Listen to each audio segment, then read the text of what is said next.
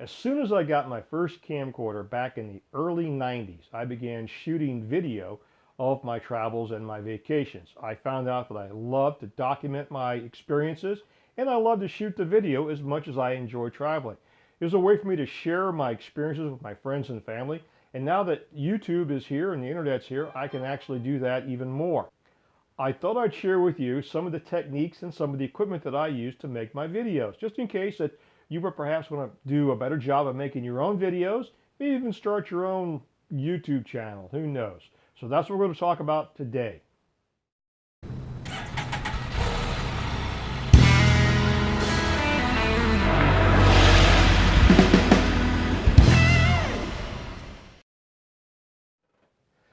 I started shooting video to document my travels back in the early 90s. Matter of fact, I still have one of my original VHS videotapes that I shot in September of 1991 when I went on a 3-week aero camping trip with a friend of mine where we camped out of our airplanes. The video camera I used back then, I no longer have the actual camera, was about the size of this box, maybe a little bit larger. You would hold it up on your shoulder with the big lens here and you would shoot. But it actually accepted the full-size VHS tape. Now this is back before the concept of the internet or YouTube was ever in anybody's mind. And to give you some idea what I currently use, my primary camera for shooting video when I'm actually on the road on the Spider or something I can stick in my pocket for something simple and I want a wide-angle lens is the GoPro. I'm using the Hero 3. It really does a really good job of shooting a real good, high quality, high definition video. Now, the only downside to this is that on the waterproof case, the microphone, which is in the back, makes it very difficult to hear. You almost got to hold the camera up to your face while you're narrating for it to go through the plastic.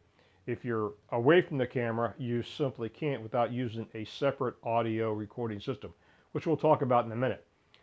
Now, I normally mount my GoPro on the front of my Spider right here, and I've recently switched from the original mount that would go simply pitch back and forth to a universal 360 mount so I can spin it around, forward shots, back shots, and off to the side.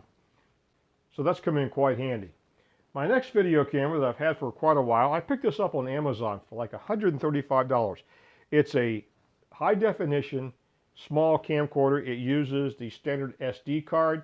I've got a couple batteries for it, and this has seen a lot of travel. It's very lightweight, has a full reversible screen, and the brand name on this is DGX. That's the manufacturer. It's probably a Chinese product, but it does a pretty good job. And it has a built-in microphone. I keep the tripod mount on the bottom for that. The next camera is the one that I'm actually shooting from right now, so let me switch off cameras. And I've just recently acquired the Canon Rebel T6i. It came as a combination package with the shotgun microphone, which does a pretty good job, integrates into the system for doing the bulk of the work when I'm going to be stationary. It also takes some really good still shots, which I also integrate into my videos. So that basically is the camera hardware that I use. Now you're probably thinking, you know, John, I really can't afford all that high-tech equipment. I just would like to shoot some videos. Well, the odds are you have a smartphone, and your smartphone has a video camera built in. You can download some additional apps, probably at no cost, to upgrade how you can edit and shoot your video through your smartphone, and you could use that. You'd be surprised how much quality you can actually get with using just your smartphone. Okay, now we switch back to the Canon Rebel camera for the next demonstration. Audio is very important when you're shooting video to make it look as professional as you can. You probably noticed in some of my videos you will see this little white wire hanging out from my collar. I record the audio on a separate track on a regular basis, and if I don't need it, that's fine. And I actually record it on an app on my phone. My phone is configured that I can send the audio track to the cloud, which then shows up on my desktop. So it's already ready to pull down into the editing software.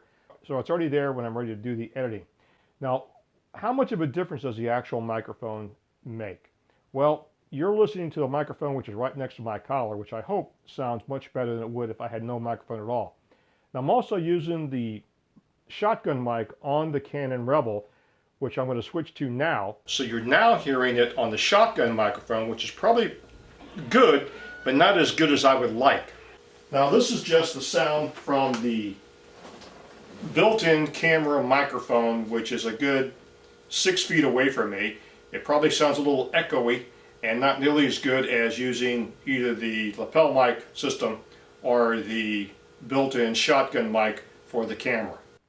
I want to add this in there. The microphone that I'm using is nothing that's really high-tech. It actually comes with the phone. I'm using an Android product, and these are the earbuds and the microphone that's designed primarily for making and receiving phone calls. It also does a really good job of recording audio for video.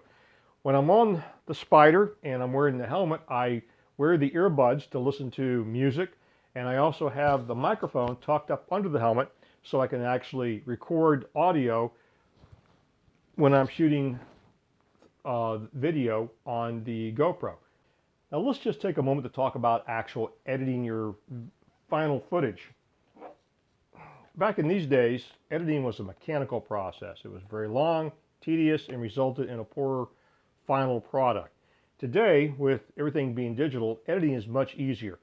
Editing software, you can probably download a variety of software for absolutely no cost that you could use on your computer to edit your final footage. There is nothing worse than watching hours of boring video. Remember the days of home movies back before we actually had the editing software? It was monotonous and you wanted to jab you out your eyes with a sharp stick. The rule of thumb I use, for every minute of finished video, I figure I have to shoot a minimum of 3 minutes, and will probably take 5 times that long to get it actually set up to shoot. So when you're traveling, you want to have it as easy as you possibly can. That's why I have the GoPro mounted on front. So all I got to do is just turn it on and aim it where I want to shoot. And I can do voiceovers later if I'm not actually using the microphone. Now some of the other equipment that I use besides the cameras, I use a clapperboard when I'm either stationary, close to home, or around home. And you've probably seen these used in TV shows and movies throughout the years. It's designed to document the scene, and my primary purpose is to make the clicking sound so I can synchronize audio and video. If you've never done audio or video editing before on your computer, it's paramount that you use something. If you use a separate microphone system to capture audio, which is separate from your video. Why? Well, I will now demonstrate by unsynchronizing this segment of video so you can see the lips are not moving in time with the video. So going back now to the actual video process, when you do the clicker board, on the video editing software you will have a track for audio and then you will have a track for video. You can see the clicker board or the clapper board come down and you'll make contact. You will also see a spike on your audio track, and all you have to do is line those 2 points up and your audio and your video are synchronized, which saves a lot of time. If you don't have one of those handy, what I have found that works really well is simply clapping my hands. I have 2 noise spikes that I can use to synchronize the video. So I hope that helps you out to maybe get you on the road to just making better videos for your own use, for your family, and maybe even start your own YouTube channel. Who knows? Anyway, thanks for watching, and we'll catch you next time.